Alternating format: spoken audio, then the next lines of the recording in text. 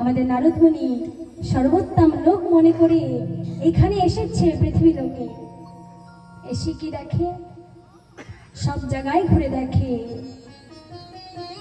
পুষ্কর, প্রয়াগ, কাশী সব তীর্থে উনি ঘুরে ঘুরে দেখে, কিন্তু কোথাও তিনি আনন্দ পায় না, মনের শান্তি পায় না। সব কি দেখে? সংসারে কেউ কারোর নয়, সবাই সবার সঙ্গে মিথ্যা কথা বলে, নিজের মা বাবাকে দেখে না, নিজের ভাইয়ের সঙ্গে মেলামেশা নয়। এইসব দেখে নারদ মুনি মনে অনেক কষ্ট পেয়ে মনে মনে ভাবলেন যে ভগবানের যেখানে জন্মস্থান সেখানে গিয়ে দেখি। তাই নারদ মুনি কোথায় গেলেন? শ্রী বৃন্দাবন ধাম। তিনি বৃন্দাবনে চলে গেছেন। বৃন্দাবনে গিয়ে কি দেখে? প্রথমে গিয়েই দেখে একটা যুবতী কন্যা তার কোলে দুইটা বৃদ্ধ পুরুষকে নিয়ে বসে আছে, তার পাশে অনেকগুলো মহিলা পাখা করছে। তাই দেখে মনে মনে ভাবছে আমি এগিয়ে যাই। কিছু দূর গিয়ে মনে ভাবে আমাকে তো ডাকিনি, আমি একটা সাধু সন্ন্যাসী মানুষ, আমি গিয়ে আবার কি না কি বলবে। সে আবার অন্যদিকে যাচ্ছে। তখন ভক্তি রানী সেই দেবী ডাক দিয়ে বলছি, ভোগ সাধু ছনন্তিষ্ঠ মশ্চিন্তামপি নাশয় দর্শনাত্তম লোকস্য সর্বথা জ্ঞানম পরম। হে সাধু, ক্ষণ ভরের জন্য তুমি এখানে থেমে যাও। আমি শুনেছি সাধু দর্শন হলে সব দুঃখ কষ্ট দূর হয়ে যায়। সাধু সঙ্গ একান্তই দরকার। তাই সেই দেবী কি বলছে? একটু সময়ের জন্য থেমে যাও। তাই কিছু সময়ের জন্য থেমে গিয়ে তখন বলে, আর সত্যি কথা, আমাদের সাধু একটা কথাই আছে হিন্দিতে, সাধু কা ছন আর অন্য কা কন কবি ঠুকরানা নেই চাইয়ে। কখনো বরবাদ করতে নেই, কেননা সাধুর একমাত্র ছন অনেক মূল্যবান। সাধুর কৃপা হলে পরে অসম্ভব সম্ভব হয়ে যায়। তাই তখনই সেই দেবীকে বলছে, হে দেবী, তুমি কে?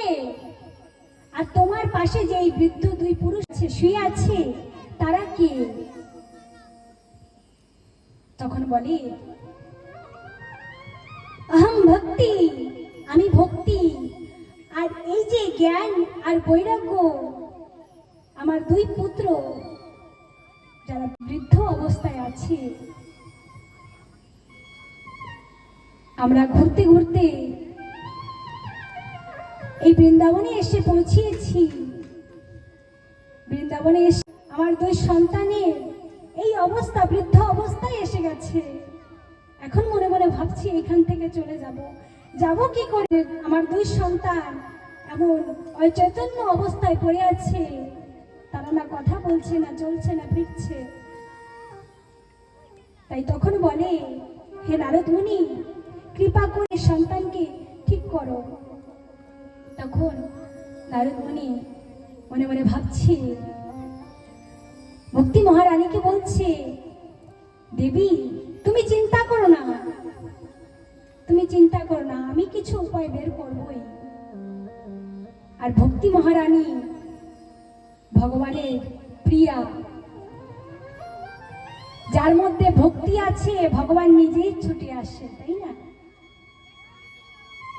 তাই বলছি কি, তুমি ভগবানের স্মরণ করো, চরণে স্মরণ করো, চিন্তন করো, তোমার সব দুঃখ দূর হয়ে যাবে। এই কথা শুনে মনে মনে একটু শান্তি পেয়েছে ভক্তি দেবী। পরে নারদ মুনি কি করলেন?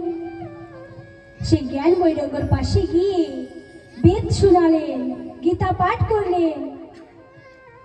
অনেক কিছু শোনানোর পরেও সে চৈতন্য অবস্থায় আসে, আবার মূর্ছিত হয়ে যায়, আবার ওই চৈতন্য অবস্থায় হয়ে যায়। তখন সে চিন্তায় পড়ে গেছে, কি করা যায়, কি করব। তখন কি হলো? হঠাৎ করে আকাশবাণী হয়ে গেল। আকাশবাণীতে কি বলল? হে নারদ মুনি, তুমি সৎসঙ্গ করো। আর এই সৎসঙ্গ তোমাকে কে বলবে? কোন সন্ত সাধু বলবে। নারদ মুনি মনে মনে ভাবলেন, সৎসঙ্গ যখন করবই তাহলে এটাও বলে যত সৎসঙ্গের মানেটা কি, সৎসঙ্গ কাকে বলে। নারদ মুনি এখনো জানে না যে সৎসঙ্গ কাকে বলে। নারদ মুনি ভগবানের পরম ভক্ত। তিনি যদি সবার কাছে শুনি যে সৎসঙ্গ কাকে বলে, কেউ কেউ বলবে, কেউ জেনে শুনেও বলবে না। কেননা একটা স্কুলের প্রিন্সিপাল সে যদি ছাত্রর কাছে প্রশ্ন করে যে এর মানে কি, কোনো ছাত্র জেনে শুনেও বলবে না। কেন? ইনি প্রিন্সিপাল। তাই তেমনি নারদ মুনিকে সবাই প্রণাম করে পিছে চলে যাচ্ছে, কি জানি না সৎসঙ্গের মানে কি কেউ বলছে না। তাই উনি ঘুরতে ঘুরতে কোথায় গেলেন? সে বিশালাপুরীতে।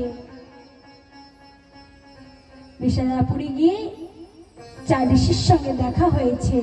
ঋষির সঙ্গে দেখা হওয়ার পরে তখন সেই ঋষিদের কাছে বলে, সনকাদি ঋষিদের কাছে বলে, এখন তোমরাই বলো যে সৎসঙ্গ কাকে বলে। এই কথা শুনে জোর জোর করে হাসতে লাগলেন। বলে, নারদ মুনি তুমি জানো না যে সৎসঙ্গ কাকে বলে? বলে, না, জানলে কি শুনতাম। বলে, আচ্ছা, সৎসঙ্গ এই ভগবত কথা, ভাগবত কথাকেই বলে সৎসঙ্গ। বলে, কেমন করে হয়? আমি গীতা পাঠ করিয়েছি, বেদ পড়িয়েছি, এইসবের মধ্যে দিয়েই তো ভাগবত এসেছে। এইসব থেকে ভাগবত বড় হয়ে গেল।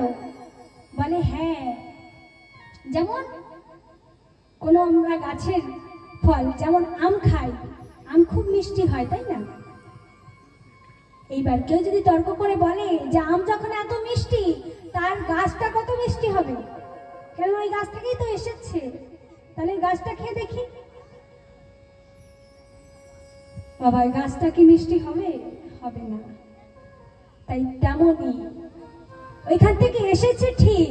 এই গীতা পাঠ, বেদ পুরাণ সব থেকে ভাগবত তৈরি হয়েছে, কিন্তু ভাগবতী মূল। তাই বলেছে ভাগবত পাঠ, এই ভাগবত সৎসঙ্গ